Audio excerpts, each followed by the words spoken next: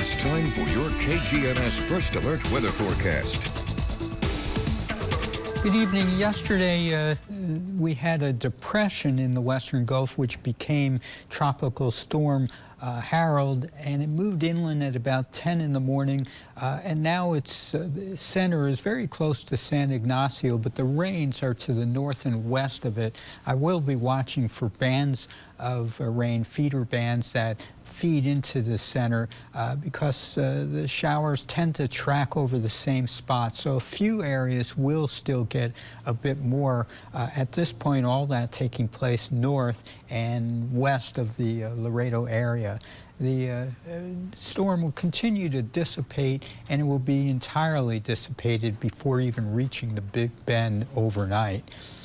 Looking at the last 24 hours, this is a little bit of a closer look, and you can see as it moved westward it became more organized. You can see the spiral rain bands feeding around its center.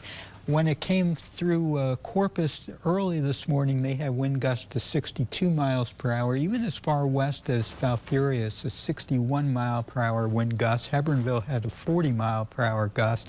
We had a 36 mile per hour gust, and now this system is starting to exit to our north and west. Zapata appears to have had about a half of an inch of rain. The heavy rains were from the northernmost edges of Zapata County and points north. Still gusty. We still have some winds gusting at times to over 30 miles per hour, but the winds in general beginning to lighten up a little bit from what we had late in the afternoon. It's in the 70s, and where there's some breaks in the clouds, it's actually back to 80 in our eastern and northern towns.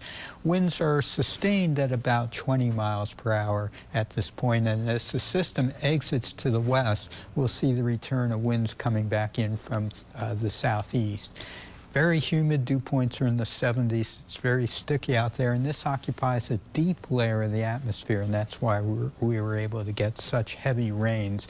And you can see those feeder bands mainly over Duval County and further north towards the Live Oak, Beeville area. For the time being, that's north of us, so we're going to have a break in the weather at least for a good part of the evening. As we go through the next couple of days, as the system moves away and dissipates, still a moist atmosphere. We'll see some sun, so we'll get back into the 90s, but with the moist atmosphere, still a chance of some scattered showers or thunder showers. But unlike today, where it was an everybody gets it type of thing, they'd be scattered. Some places will be missed, other places will get a scattered shower.